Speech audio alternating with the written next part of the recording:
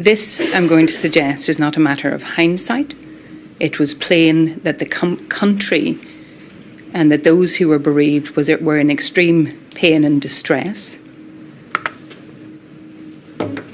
Could you have done more to stop it? To stop the pandemic? The gatherings, the Partygate, the wine and cheese parties, the Secret Santas, the pub quizzes or the Zoom quizzes. I had no knowledge of the event on the 18th. At the time. That was not my question. At the time that it took place. Could you have done more to stop it?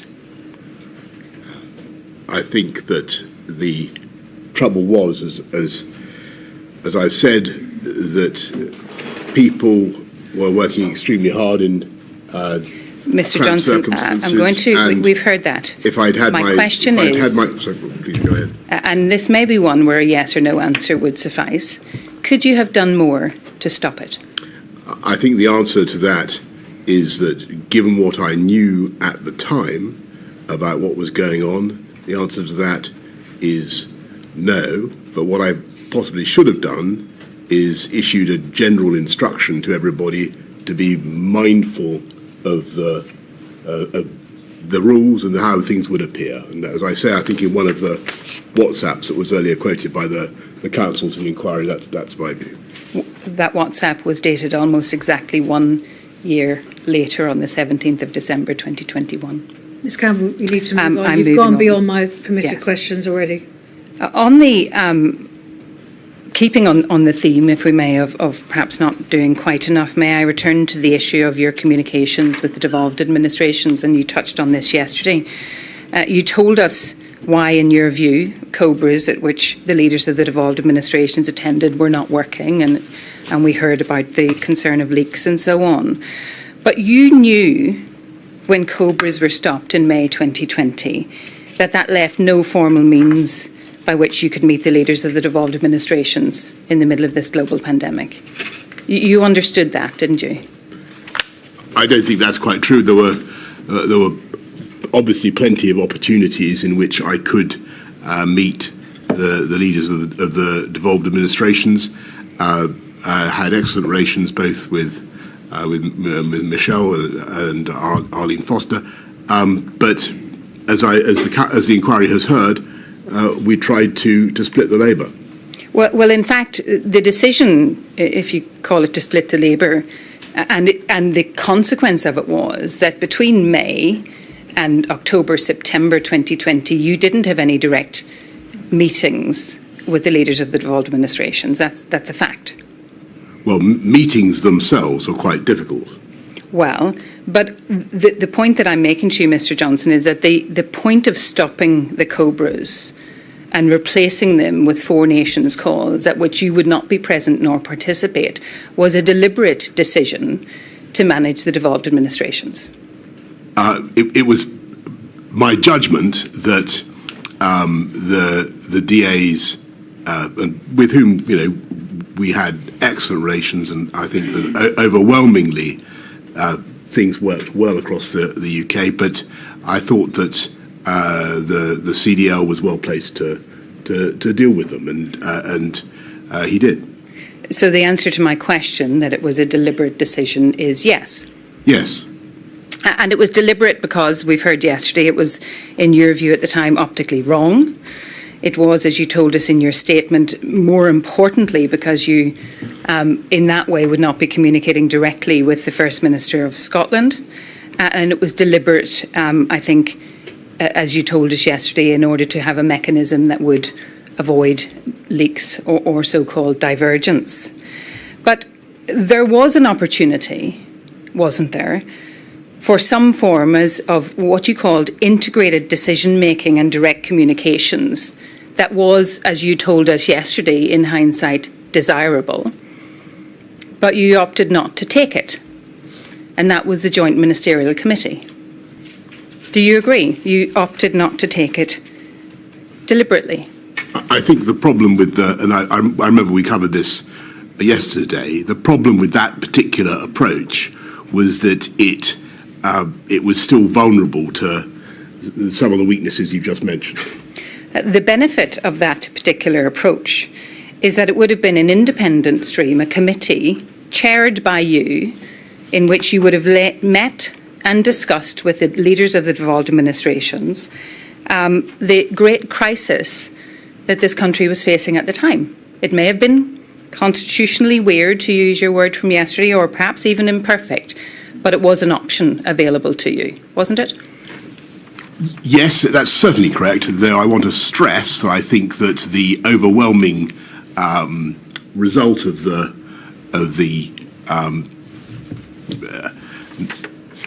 cooperation we had with the DAs was very productive and harmonious. Your evidence yesterday, Mr. Johnson, was that perhaps you should have done more on reflection.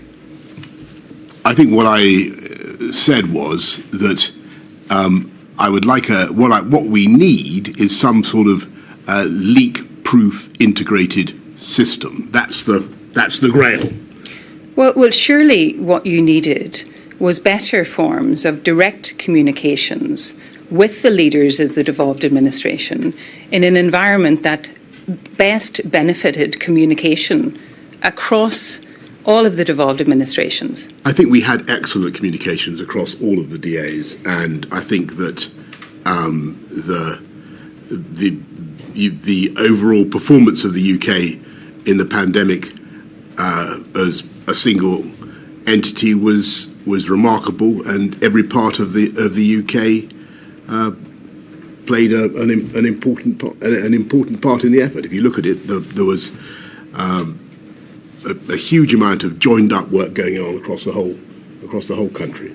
Well, what credence then do you give to the complaints coming from the leaders of the devolved administrations, and I mean across the board, not just in Northern Ireland, of a high-handed, incommunicative approach from Westminster? Well, I don't recognise that version of events. So, just to be clear, you reject the idea of a high-handed, incommunicative approach by Westminster as complained about by the devolved administration? I do, and I think that we had a huge amount of contact between Number 10 and the DAs, between central government and the DAs, and every effort was made to bring along everybody together. I'm going to move on, if I may, then, to what you suggested in your statement was a way in which we could have brought everybody together, and that is your proposal for a pan-UK Civil Contingencies Act. Although that is the position in your statement, should we understand that your updated position is that there are powerful arguments against that proposal? I've noticed in the course of these excellent hearings and the discussion that's gone on that people think that the CCA is not the right framework. I'm listening to that. I think that maybe something could be done under the 1984 Public Health Act, as I think I said yesterday. Somehow or other, I think we need to recognise that a pandemic presents a particular problem for the whole of a cross-boundary problem for the whole of the UK, and that there needs to be some sort of a way of making sure that our messages are united. That was the point I was making, and I'm sure the inquiry will attach whatever importance to this it thinks is right. But I felt during the course of the pandemic, occasionally, that messages were being blurred and people were being confused because of a succession of press conferences from different parts of the UK. Now, I may have been super sensitive to that, but I was getting quite a lot of echo about that. Well, time permitting, I'd like to ask you some questions about that at the end, but just dealing with the issue of Pan-UK Civil Contingencies Act, you obviously now realise that your proposal for such a Pan-UK Act achieved relatively rare cross-party unity in Northern Ireland against that proposal. In fact, it was the united view that there is a need for a bespoke and devolved level response to the pandemic to take into account each administration's social political landscape. And you must surely agree, Mr. Johnson, that given the regional and indeed significant geographical differences, particularly for the north of Ireland and the epidemiological reality of the island of Ireland, that any pandemic response must allow for regional flexibility and divergence? Yes, I see that argument. I think we've had quite a lot of discussion this morning about the downsides of regional divergence and the downsides of different parts of the country taking a different approach. I think that was there was quite a lot about that this morning. The discussion this morning focused on the difference between Devon and Cornwall and the West Midlands or further north. I'm asking you questions on behalf of the citizens of the bereaved families of Northern Ireland. Do you not agree that particularly when it comes to the north of Ireland, on the island, that there is a need to recognise the particular geographical and regional features of that place?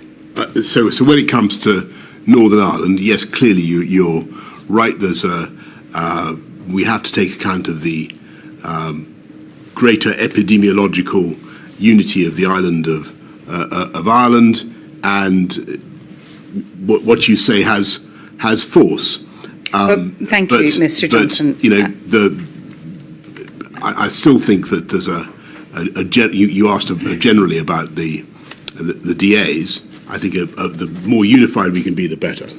Well, of course, but the suggestion of unity and of an integrated approach led by Westminster, be it either written in statute or achieved by more meaningful and direct communication, must assume, mustn't it, that Westminster is capable of real leadership, both in public and behind closed doors, and it is capable of taking timely and proportionate action in response to the pandemic in all corners of the UK.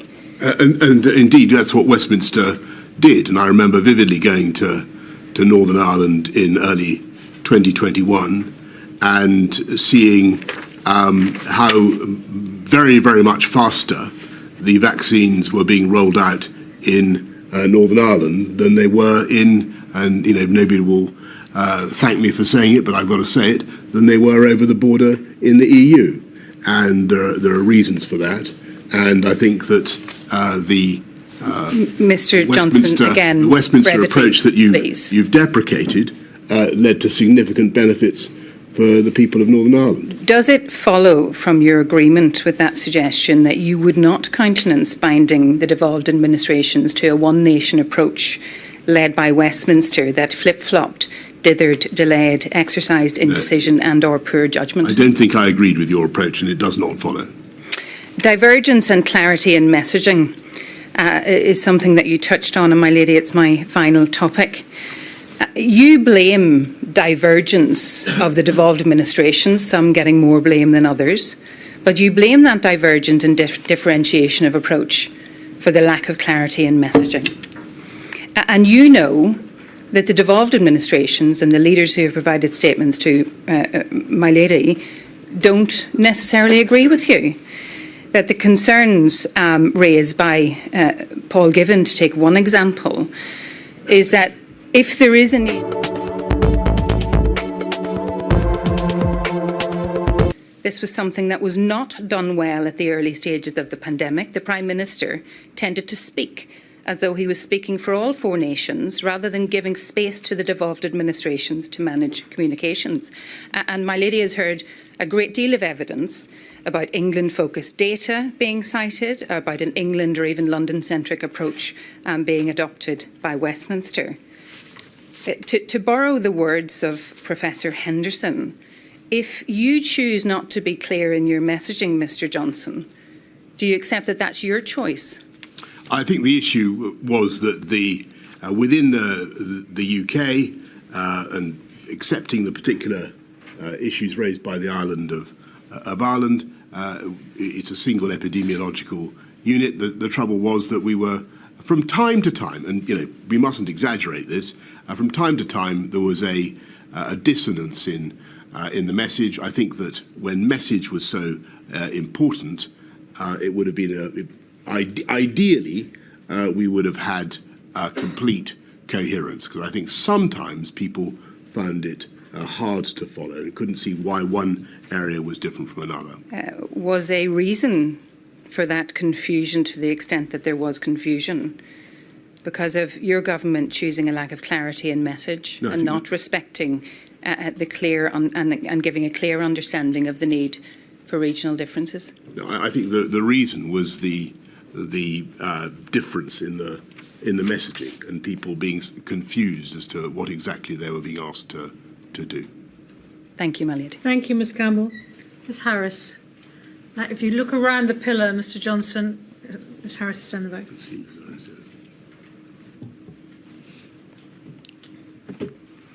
Good afternoon, my lady. Good afternoon, Mr Johnson. I appear on behalf of COVID-19 Bereaved Families for Justice Cymru, representing bereaved families in Wales. In the time I have available, I'd like to ask you some questions, again, about relations between the UK government and the Welsh government this time, and including some questions relating to the different approaches during autumn of 2020. I apologise in advance that there is some treading on ground which has already been covered. I will be approaching matters from a, obviously, Welsh government perspective. First of all, with regards to coordination and decision-making between the four nations, and I'd like to ask you a question about the approach to the arrangements for the four nations to communicate with each other and to seek to reach agreement on the way forward.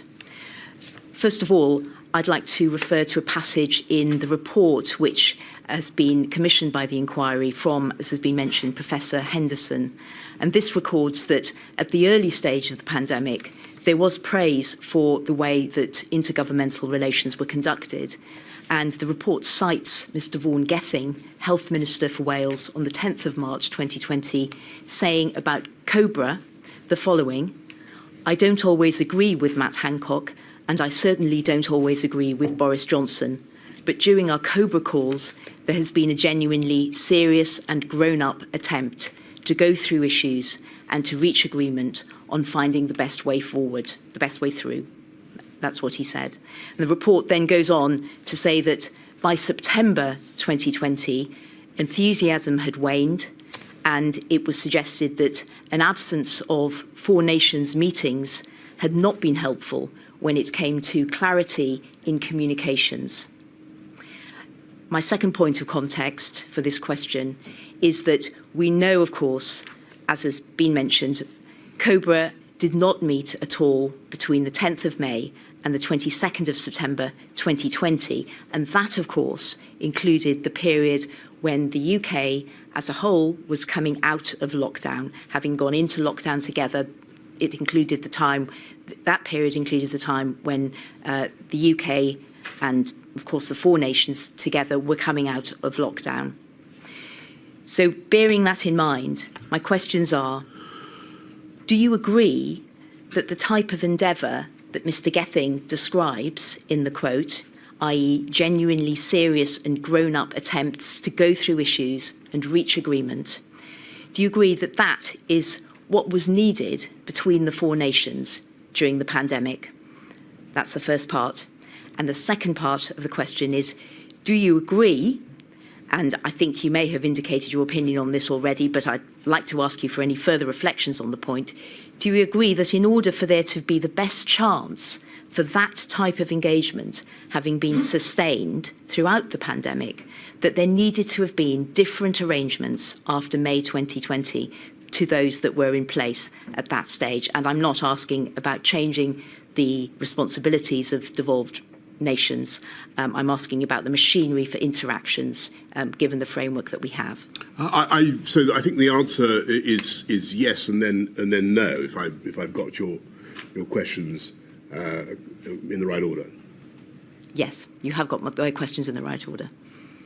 Yes, and so and your answer no is to my suggestion that what was needed in order to sustain that kind of serious and grown-up attempt type engagement did not need, as has been suggested, a more predictable pattern of engagement with the Prime Minister for the devolved administrations than existed with the arrangements that were in place. I don't think it did. I think the UK effort was remarkable, and there was far more that united us than divided us. I have excellent relations and did have excellent relations with Mark Drakeford. I know he always wanted to have more meetings, but I did believe that Michael Gove was doing an excellent job, and I believe that Mr. Drakeford recently told Mr. Gove that actually he thought that the collaboration had been very good.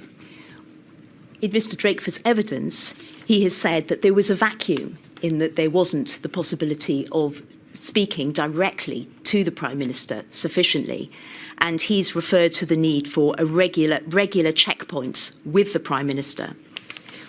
Would you not agree that had there been a greater opportunity for that to happen, then that would have meant that it would have been more possible and more likely that differences could have been ironed out and there could have been a more coherent and coordinated approach forged between the four nations? I think that every Prime Minister would like to do much more the whole time.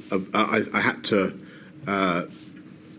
do whatever I could to fight COVID. I thought that that the system we had going was pretty good, and I felt that the Chancellor Duchy Lancaster was doing a good job of interacting with the DAs. If I'd felt that wasn't the case, if I felt that there was a serious breakdown of relations between the centre and the DAs, I would of course have intervened, but that didn't happen. So to summarise then, Mr. Johnson, you evidently felt that the arrangements that there were in place were sufficient to promote a forging of a coordinated four nations approach. I think that's your indication. I think that within the limits of what was going to be politically realistic, given the prerogatives of the DAs, I think that that's entirely right. And you're aware, of course, that that's not a view that is shared across the devolved administrations. Well, I'm as I said to you just now, I'm not certain that quite how strongly your point is echoed. I think actually I've heard that Mr. Drakeford in particular feels that the level of cooperation was good. Well, Mr. Johnson, that's not evidence that's been submitted to Module 2 in this inquiry, and that is certainly not consistent with the written evidence that's been submitted on behalf of Mr. Drakeford. I'd like to ask you about the phrase that you used and the point that's made in your witness statement, where you stated it's optically wrong for the UK Prime Minister to hold regular meetings with other devolved administration ministers. This, of course, has been highlighted previously. It is a statement that you made, it's not in a WhatsApp message, or it's not in somebody's diary, not intended to be published. This is in your witness statement. Would you agree that as a Prime Minister in the time of a pandemic public health crisis, that you should have decided on what were the appropriate arrangements for consultation with the devolved administrations solely on the basis of what would be best to further the aim of an effective response to the pandemic, and not your views about optics, that optics should not have formed part of that decision-making? Well, I think that, that was the reason we did it, because I think that the Chancellor Duchy Lancaster was well placed to conciliate, to bring people together, and to get on with explaining and coordinating the position. I understand that that's your view, Mr. Johnson, but with regard to the statement about optics, it can't be right, can it, that optics are a factor when deciding on what's the best setup for engagement with the other devolved governments during a pandemic? I think you'd agree with that. So I think my considerations were primary. The risk of to be absolutely frank with the inquiry, the risk of pointless political friction and grandstanding because of the well-known opposition of some of the DA administrations to the government, and also to avoid unnecessary leaks. And I thought that the way to minimise divergence and tensions, actually, and this, you can quarrel with this judgment, but I thought the way to minimise divergence and tensions was to take the temperature down and to have business-like and practical meetings between the CDL and the DAs, and that's what we did. And I think by and large it was extremely effective. Thank you. I've heard your answer, Mr. Johnson. I'll move on to the next question, and I'd like to ask you now to address, please, how the UK government regarded the Welsh firebreak, which was in place from the 23rd of October to the 9th of November 2020. The first question is, when the UK government was informed by the Welsh government of its plan to enter a firebreak, which is, as we know, a short lockdown, did this trigger any consideration by the UK government of alignment of England with Wales, by which both nations would move forward together to a lockdown at the same time? And that's bearing in mind that the UK government announced a national lockdown for England on the 31st of October, so only a few days later, the duration of which was 4 weeks to the 2nd of December. Of course I gave, because I can't remember the exact date when I saw to answer your question, the news of the Welsh firebreak, when I was informed about it. I'm sure that we would have thought about seeing if we could do things together. We've gone extensively this morning through my thinking around that issue, and that's why we went for the option that we did. Was there any thinking that it would be better for both nations to be acting in a coordinated way together at that point? I'm sure that we would have. I don't remember any specific conversations about this, but I'm sure we were thinking the whole time about the choice between fire breaks, lockdowns, and intensifying tiering, and all the other things that we've discussed today, and that might have meant England and Wales acting together, or it might not. But I'm certain that would have been. You're right to make the point that would have been one of the advantages had we chosen to go that way. But we didn't. Right. Now, one of the points that you've made in your witness statement is that you can understand why Wales decided on a firebreak, as the incidence in Wales was high and tiering was not working well. That's your observation. And you go on to state your view that the Welsh firebreak was not effective. You say it doesn't seem to have made a difference in Wales. So I'd like to ask you, in hindsight, what do you think would have been the right course for Wales? Is it the case that Wales should have had, in fact, a longer lockdown? It was 17 days, and we know, of course, the English lockdown was 4 weeks. Should Wales also simply have had a 4-week-long lockdown, or should it have had its lockdown earlier?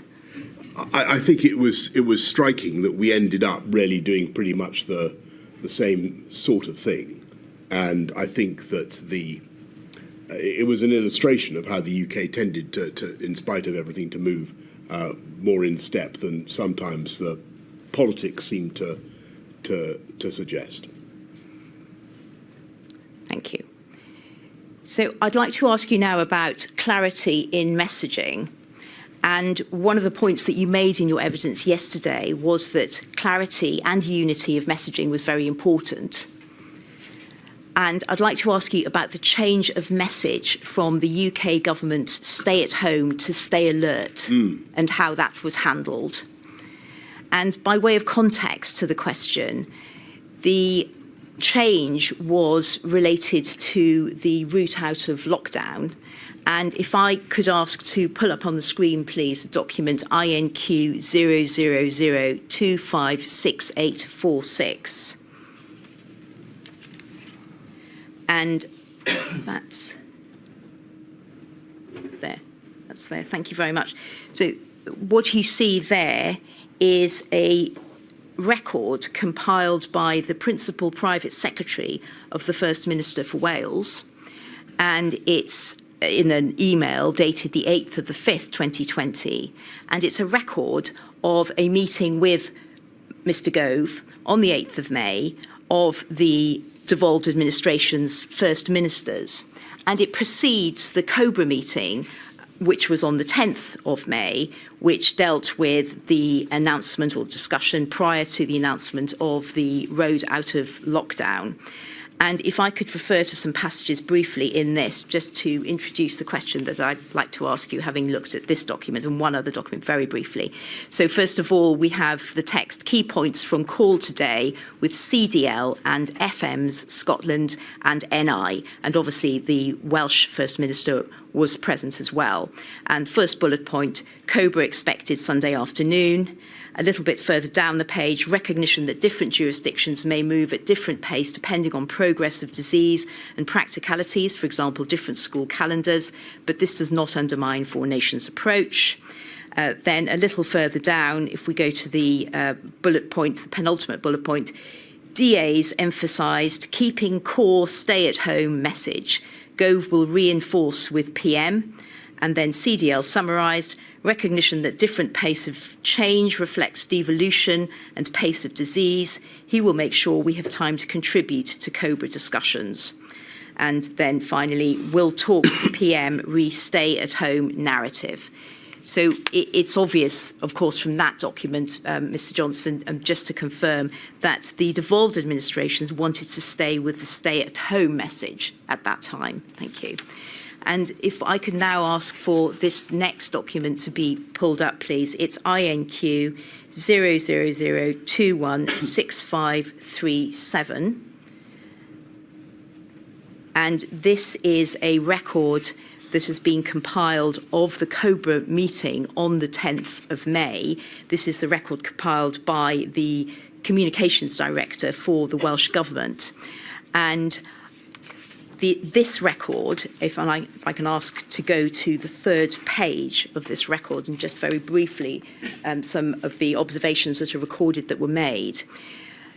The issue about messaging relating to the change of message from stay at home to stay alert was raised by the First Minister for Scotland, but as we know, it was a matter where there were concerns from all the devolved administrations.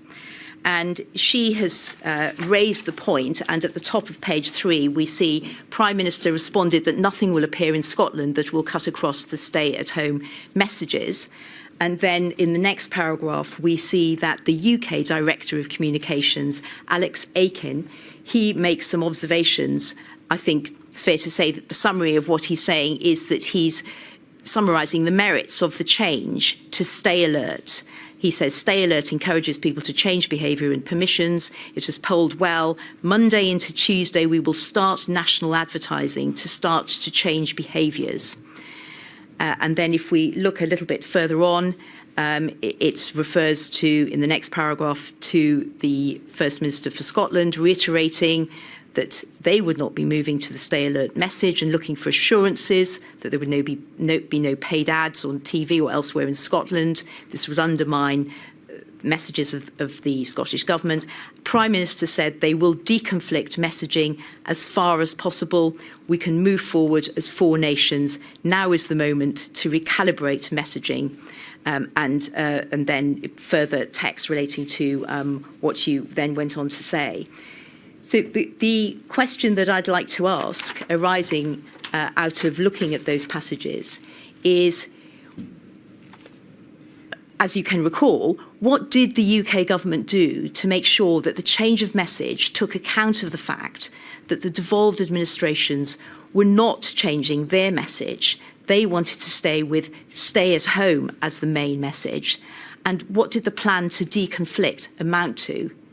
Well, if I may say so, and thank you very much for taking us through all this. I think you're rather eloquently illustrating one of the problems that we had, and you're perfectly correct that there was a divergence in the message and in the advice, and in England certainly we felt that the people had been through an awful lot. There'd been a huge sacrifice effort by the public to get the R down below 1.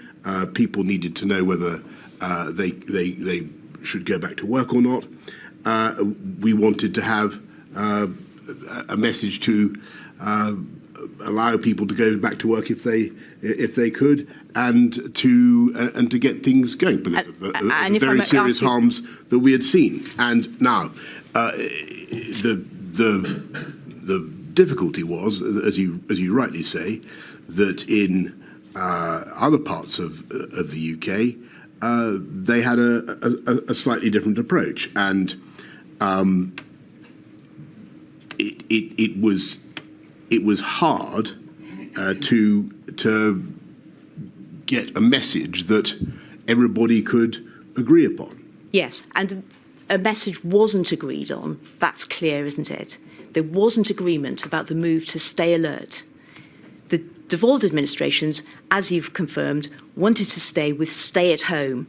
And my question is what did the UK government do? Did it plough ahead with stay alert, regardless, with very little adjustment? Or did it do all that could sensibly be done to make sure that there was, and you've emphasised the need for clarity, that there was as much clarity as possible so that people who lived in each of the 4 nations knew what applied to them? Did the UK government do all it could sensibly do in order to bring about that outcome? The difficulty was, I think that we tried as much as we could to forge a consensus. I think it would be fair to say that certainly in Scotland and Wales, I'm not certain of Northern Ireland, but certainly in Scotland and Wales, there was throughout the pandemic under the Labour government in Wales and under the SNP in Scotland a general, a greater degree of caution and a greater desire to keep within lockdown measures than there was in the UK government as a whole. And I sympathise with that. I understood why people felt like that, and I think that went very much with the grain of a lot of public opinion. But we also had to try to reflect the fact that we got the R down below 1, and there was no point in doing that unless you were going to try to not just to save life, but also to take advantage of the freedom that gave us. And it was and this is a perfect example of the difficulty that we had of having public health messaging that was divergent across the UK. Well, Mr. Johnson, I think it would have been, frankly, I'm afraid there's no more time. It would have been better. I have to finish. It would have been better to have a unified approach. Though I appreciate and I can from all the questionings that I've had, the legitimate sensitivities that raises in the DAs. We've got to find a way of doing this that doesn't tread on people's toes, but produces a unified answer. The UK government itself needed to be clear, didn't it? You'd agree with that? And the UK government was clear. The problem was that within the UK, we have, under our devolved settlement, we have the perfect right of people to announce policies that were divergent. Thank you very much, Ms Harris. I'm afraid everybody's running over and we can't have too long a day today, so could everybody else who's coming afterwards please stick to their time limits. Ms Mitchell. Ms Mitchell's over there, Mr Yeah. Johnson.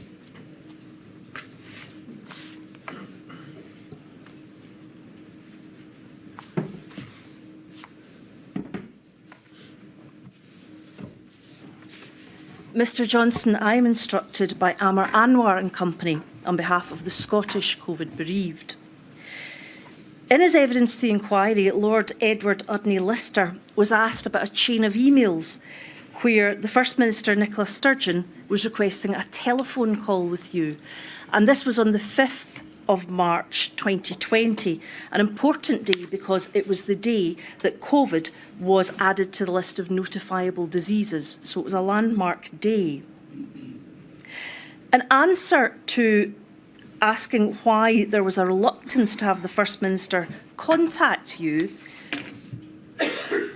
Lord Edward Udney Lister gave the following evidence, and this is from the transcript of 7th November 2023, page 105.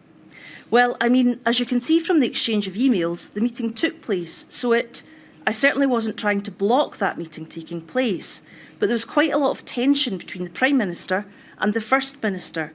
They had no real personal relationship of any kind, other than that they, I think, generally didn't like each other very much. I would like to ask, is this a fair characterisation of the relationship between you and the First Minister of Scotland, Nicola Sturgeon? Oh, I'm sorry to hear Eddie said that. Actually, I had no ill will whatsoever towards the First Minister of Scotland. When I've talked to her, we've got on very well and had a friendly relationship. And as I think you just said, we did indeed have a meeting. Is it odd that such a close and senior a person working for you got that impression? Well, I think that the let's put it this way: the much as I love the SNP, they weren't politically. There was a certain amount of toing and froing between the SNP and me as the Prime Minister. I think I wouldn't like to produce everything that they've said about me over the years. But let's just focus on these particular questions. You say you had plenty of opportunity to meet the leaders of the devolved administration, but as my learned friend, one of my learned friends has already pointed out to you, between May and October you hadn't. If it were to be correct that you had a certain degree of reluctance to meet with the First Minister, does that play into the fact that there were so few meetings during this time? I think we've gone into the reasons for all this quite a lot, and I think I think Nicola was at a Cobra that we had quite shortly thereafter. I remember a conversation, a long discussion involving us, and several discussions involving her at meetings throughout the pandemic, and genuinely my relations with her have always been friendly and professional. I think the reasons for the approach that we took was, as I've been saying to others, that I thought a grown-up way of doing this that would take the steam out of things, keep things focused on the needs of the UK public, would be to manage it in the way that we did. And why would, as you say, taking the steam out of things, why would that require Mr Gove to be appointed to the role? Well, I think, as I say in my statement, I think he was well suited to the job of bringing people together, hearing people's opinions, conciliating, without people who are not necessarily my number one political fans feeling the need to chip paint off the government. Mr. Johnson, you say, I don't need this up, but you say at paragraph 191 of your statement that you've given to this inquiry that sometimes when you had to make political decisions about what was going to happen with the country, sometimes decisions were urgent and needed to be made extremely quickly, which could present a challenge. Either we would need to convene a COBRA, invite the DAs to a cabinet meeting or a UK government subcommittee meeting at which their role was not always completely clear, or we would need to take a decision ourselves and bring the DAs on board. None of this was ideal. Now, as we've seen from this inquiry as it's taken place, a lot of government in the modern day appears to be done by way of very fast means of communication: text, email, WhatsApps, phone, video conferencing. Why do you consider that consulting the DAs would have prevented urgent decision making? I'm sure there could have been, in an ideal world, perhaps we could have found a way of doing it. My concern was that the DAs would understandably use their legitimate prerogatives to do things differently, and from time to time to come out of what were meant to be confidential meetings and understandably want to talk to their own media within the DAs about what was going on and to explain the position. Now, I think the inquiry needs to reflect upon this, and it's not for me to say what the inquiry needs to reflect on, but I've found that it was a difficulty during the conduct of the pandemic. The virus doesn't respect any borders within the UK. The virus doesn't respect administrative boundaries. With respect, we saw this problem with the tiering approach. I think that we need to think as far as we possibly can about ways of getting a unified message, and I say that with maximum respect to the DAs and to their. I'm coming on to the issue of messaging. That will be a chapter I will develop. But at the moment, I would like to stay with the issue of how to interact with the DAs in the times of, for example, a pandemic. You have talked about there needs to be a structure that should be put in place to allow for consultation between the UK government and the devolved administrations during emergency situations. And you have indicated that what you would like is a leak-proof integrated system. Can you help the inquiry as to how that might be done? Not at present, no, because I think it's very difficult. And it may be that it's a contradiction in terms, but that's the ideal. It is certainly, I think, been said earlier in the inquiry that government leaks. It does. But what you don't typically have in government is a mixture of politicians who are, by definition, adversarial to each other in wanting to remove each other from office in the sense they belong to different parties.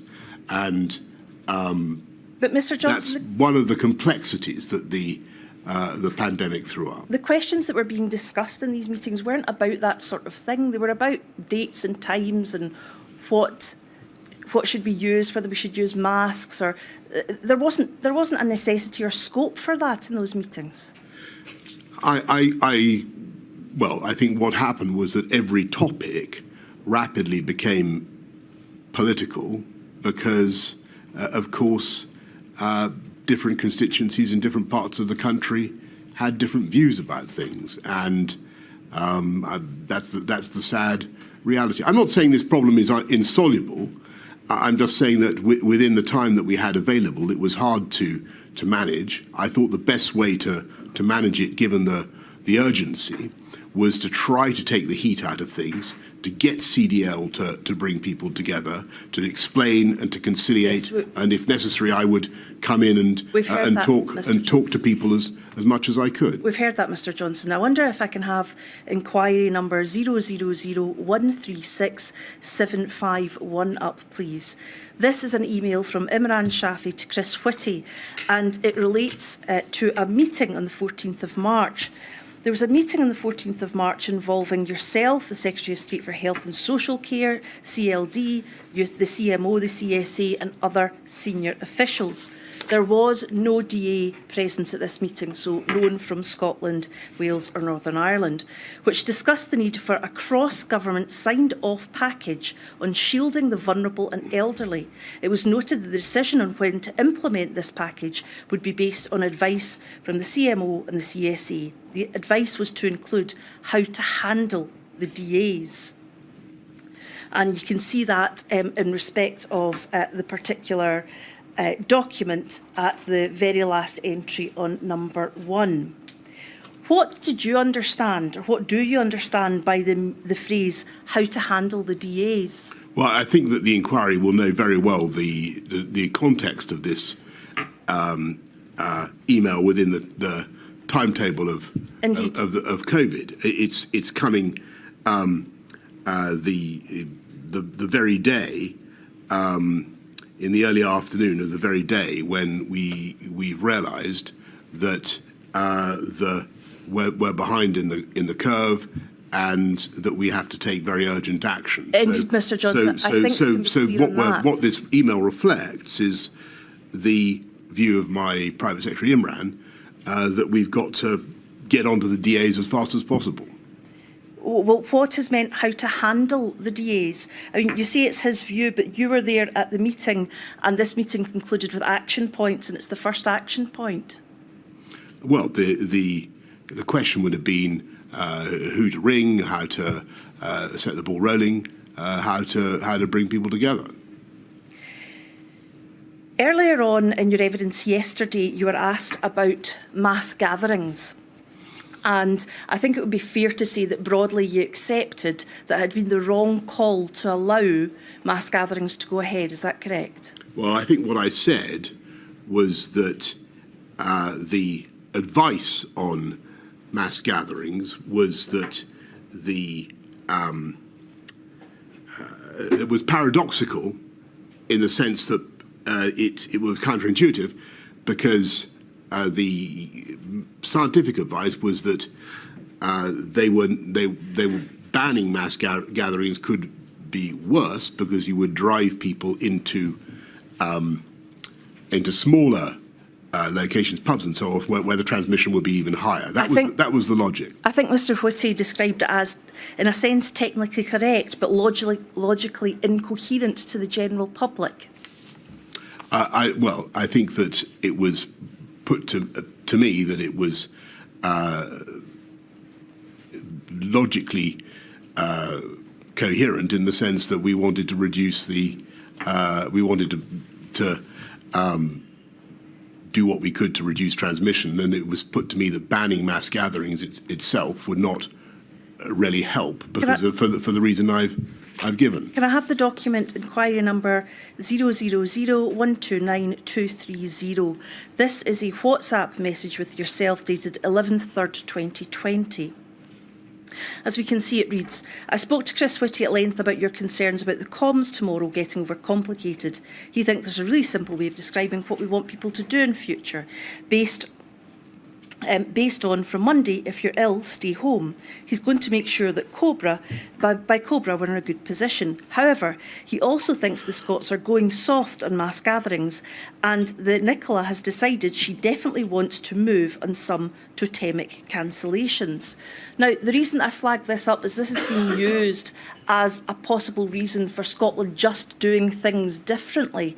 Would it be fair to say that, in fact, in retrospect, the correct call was to call off those gatherings and to send the correct signal to the public that this was an important thing and everybody had to be very careful about their health? I can't say how much of a difference it would have made at that stage. What I've tried to tell you is the reasons why we, at a very early stage in our understanding of the pandemic, had gone for one option, and what you've clearly got here is for what we thought were sound epidemiological reasons, and what you've got is Scotland using its prerogatives to do something different. Whatever the rights and wrongs of the epidemiology, you have a divergence of approach. Indeed, and what I'm asking you is retrospectively. And the risk is that in the end, you start to undermine public understanding. Indeed, the inquiry has heard that and understands it. What I am asking you to reflect upon is, retrospectively, was that the right call? I can't say. I think that what certainly wasn't helpful throughout was to have different messages. Well, that's exactly the matter I'm coming on to. The issue of differential messaging is one which has peppered your evidence so far. In your statement at page 30, I don't need that brought up, but in your statement at page 30, paragraph 126, it says, looking back, we should have thought much harder about the legal basis for the measures proposed. There's a respectable argument that we should have used civil contingencies legislation rather than public health. By allowing for at least the appearance of divergence in approach between the various parts of the UK, we were risking considerable public confusion and frustration when clarity of message was crucial. Now, given, as you've already identified, the prerogative of devolved administrations, in particular Scotland, where health is a devolved matter in Scotland, where Scotland has access to its own data, its own government, its own CMO, its own DCMO, and it has, I suppose, the best view on what's happening in its own area, i.e. the different spread of COVID perhaps between the Scottish Islands and London. Are your comments fair or proper? My comments on... Is your comment that the appearance of divergence in approach between the various parts of the UK we're risking considerable public confusion and frustration? Well, I think that clarity? Obviously that's for the inquiry to decide. But I think I'm really grateful to you for raising all this. But I was worried that there was a continual dissonance of messaging, and I was worried that would do two things. It would confuse people, and that in the end it would undermine people's confidence in the message. One or other of these points had to be right. Which one was it? And I would like to take you to that. First of all, I've got two issues left. First of all, the stay alert message. You say clarity and consistency are important, you are sensitive to this, that the messaging was so important and you were concerned that people found it hard to follow. The fact was, the message was stay at home, protect the NHS, save lives, and it was changed by the UK government by itself to stay alert. Did you have any communications with the devolved administration saying that you were going to change it? Well, I think the previous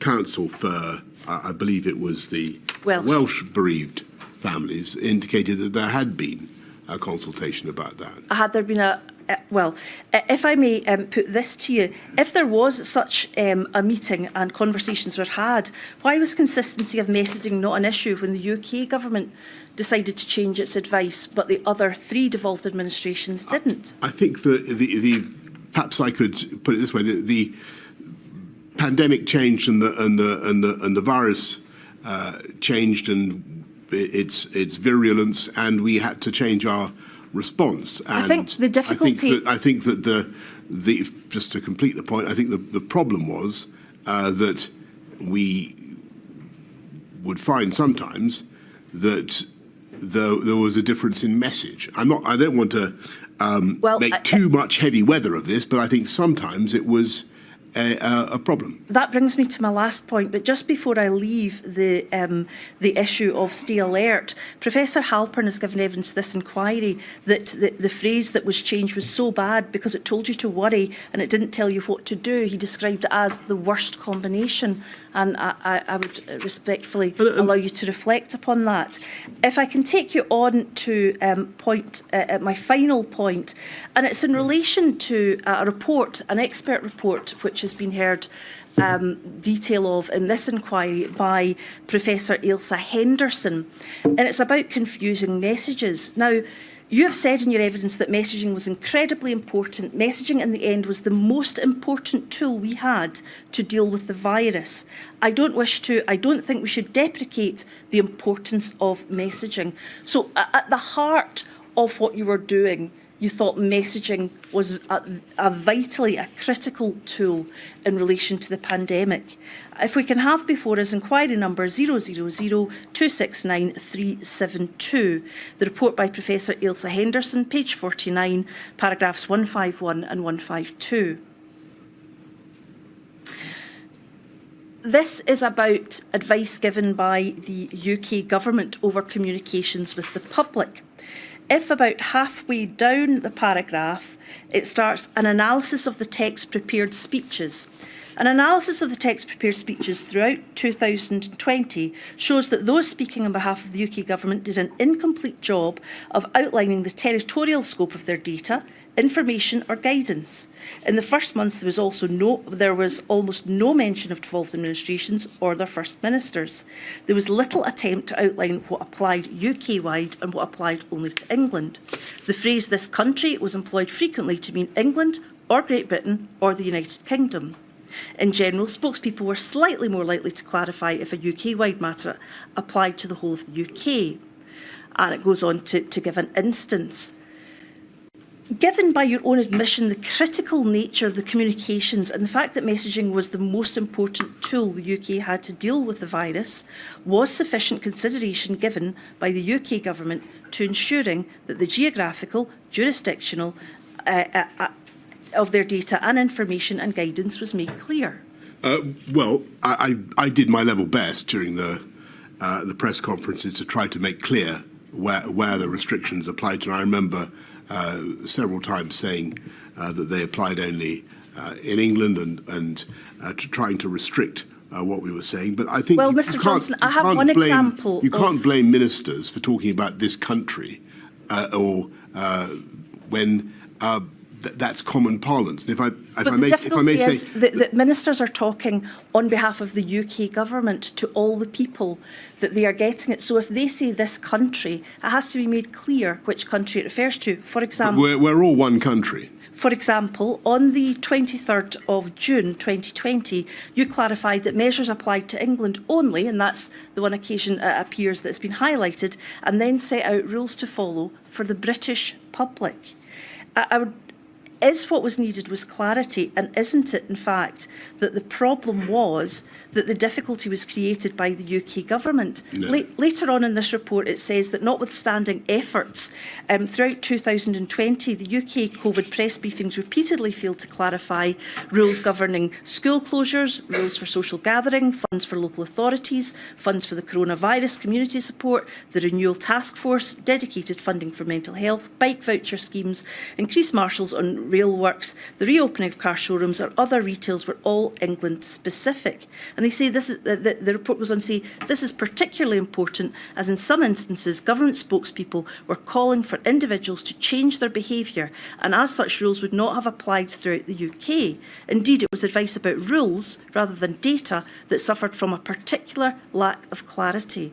So, given what is said in this report, Mr Johnson, did the UK government fail to properly implement the most important tool the UK government had to deal with the virus? I think that if you look at the public understanding of what we were trying to say, it was remarkable how clearly people got the message, considering the extreme complexity of the rules and considering the fact that there was divergence, Mr. Johnson, across the DAs. Given the complexity, what I think what you've got here is in all this conversation, a perfect example of how different messaging can be confusing for ministers, for people across the whole of the UK. The virus thinks whatever the SNP may think, the virus thinks this is all one country. I'm not asking... That's the reality. I'm not asking questions about the SNP. I'm asking questions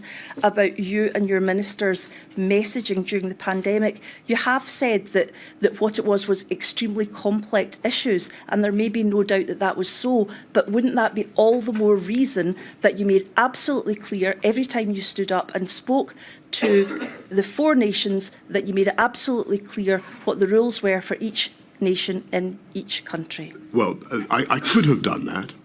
I think that, and that might indeed be a way forward. I think it may be that you've hit on a solution, which is that in future it should be entirely the job of the Prime Minister of the United Kingdom to announce the different rules that apply in different places across the UK, rather than having those messages blurred or anticipated. I happen to think that would still be immensely complicated and people wouldn't understand quite why there were differences. All I'm saying is that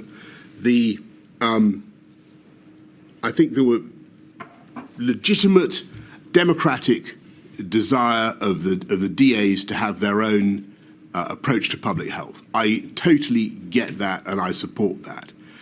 But in the particular context of a brutal, pitiless pandemic, there had to be some way of helping the public with greater unity of messaging. That's all I'm saying. And the best way to have such, the best way is not to look for unity, but to look for clarity. Would that be correct? I think that clarity follows unity. I think that we've gone far enough I'm on that front. obliged. This is not going to become a seminar with respect. I shall return at 3:15.